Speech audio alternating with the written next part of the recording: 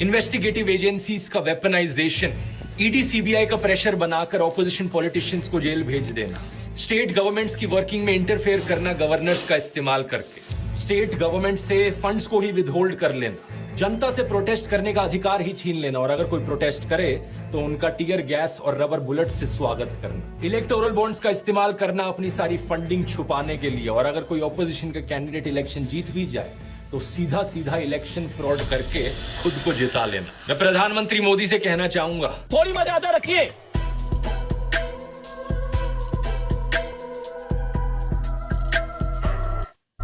पच्चीस केसेस में हुआ है। तो पार्टी की जो टोटल स्पेंडिंग है वो 415 करोड़ से ज्यादा नहीं होनी चाहिए थी, लेकिन कितना पैसा इन्होंने खर्च किया।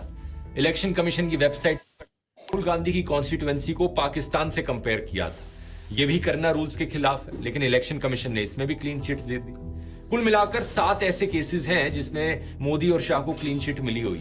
एनडीटीवी ने उस वक्त ये भी रिपोर्ट किया था कि 3 इलेक्शन कमिश्नर्स में से एक इलेक्शन कमिश्नर ने डिसेंटिंग राय अपनाई इन 7 में से 5 केसेस में। यानी एक इलेक्शन कमिश्नर ऐसे थे जिनका मानना था कि यहाँ क्लीन चिट नहीं मिलनी चाहिए। बाद में पता चला कि इन इलेक्शन कमिश्नर का नाम था अशोक लवासा। पता है इनके साथ आगे जाकर क्या हुआ? इनकी पत्नी, बेटे, बेटी, बहन सभी को सरकारी एजेंसियों के नोटिस आ गए। सिटीजन कमीशन ऑन इलेक्शंस ने अपनी रिपोर्ट में बताया कि अशोक लवासा को धीरे से इलेक्शन कमीशन से बाहर कर दिया। जरा सोचिए, ये एक इलेक्शन कमिश्नर के बारे में बात हो रही है। ये एक डेमोक्रेसी है या डिक्टेटरशिप? डेमोक्रेसी के अंदर separation of powers, independence of institutions एक ऐसी चीज है जिसके बारे में आपने स्कूल में पढ़ा होगा। हमारे सुप्रीम कोर्ट ने एक आदेश दिया था इलेक्शन कमीशन का इंडिपेंडेंस बनाए रखने के लिए कि जो चीफ इलेक्शन कमिश्नर है और बाकी इलेक्शन कमिश्नर्स हैं उनकी अपॉइंटमेंट 3 मेंबर कमेटी के द्वारा करी जाएगी, जिसमें एक प्राइम मिनिस्टर होंगे, दूसरे ऑपोजिशन के लीडर होंगे और तीसरे चीफ जस्टिस ऑफ इंडिया खुद होंगे। ऐसा करने से ये इंश्योर किया जा सके जो इलेक्शन कमिश्नर अपॉइंट किया जा रहा है वो सही मायनों में इंडिपेंडेंट होगा,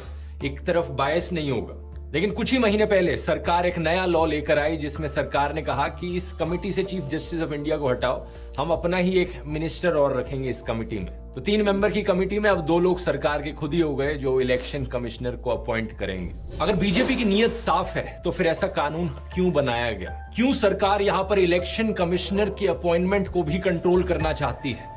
इस चीज को बाद में सुप्रीम कोर्ट में चैलेंज किया गया था, लेकिन सुप्रीम कोर्ट ने यहां कोई एक्शन नहीं लिया, ये कहते हुए कि सेपरेशन ऑफ पावर्स है। अगर सरकार एक कानून बना रही है तो सुप्रीम कोर्ट उसे इस तरीके से स्ट्राइक डाउन नहीं करना चाहता। आज के दिन इलेक्शन कमीशन ने इस चीज पर भी एक लिमिट लगाई हुई है कि एक एमएलए इलेक्शन और एक एमपी इलेक्शन में कितना पैसा खर्च किया जा सकता है। एमपी इलेक्शन में लिमिट 95 लाख रुपीस पर है।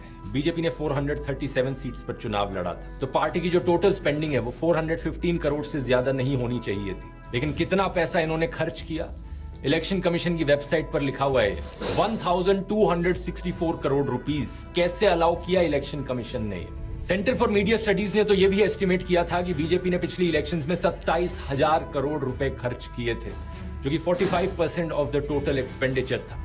आज के दिन का भी अगर आप डेटा देखोगे 16,000 करोड़ रुपए की इलेक्टोरल बॉन्ड्स बेची गई हैं। इन 16,000 करोड़ रुपए में से 10,000 करोड़ से ज्यादा बीजेपी के पास गए, 1,500 करोड़ कांग्रेस के पास और 800 करोड़ टीएमसी के पास। ये सारे अमाउंट्स इलेक्शन की स्पेंडिंग लिमिट से ज्यादा है। बीजेपी लीडर उमा भारती ने एक बार कहा था, इलेक्शंस एक चॉइस है बैड और वर्स के बीच में, जो कि बात सही है, लेकिन सोचकर देखो अगर कोई समाज सेवी जिसने अपनी जिंदगी निकाल दी लोगों की सेवा में, वो इलेक्शन लड़ने के लिए 90 लाख कहां से ला पाएगा? अपनी हवा, अपनी लहर कैसे चला पाएगा?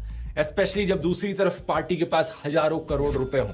प्रॉब्लम यहां सिर्फ इलेक्शंस की नहीं है। अगर किसी ऑपोजिशन पार्टी की सरकार बन भी जाती है तो भी उस सरकार को गिरा दिया जाता है। यहां पर अनगिनत बार एलिगेशंस लगे हैं हॉर्स ट्रेडिंग के बीजेपी पर। बार बार ये कहा गया लोगों के द्वारा कि बीजेपी एमएलएस को एक रिजॉर्ट में लेकर जाती है और उन एमएलएस का मुंह बंद कर देती है पैसे ठूस कर। क्या ये हॉर्स ट्रेडिंग के एलिगेशंस सच्चे हैं? मैं तो नहीं बता सकता, क्योंकि मैं तो उस रिजॉर्ट के अंदर झांक कर देखता नहीं हूं, लेकिन आप खुद ही सोच लो, रिजॉर्ट के अंदर वो सारे एमएलएस बैठकर लूडो तो खेलेंगे नहीं।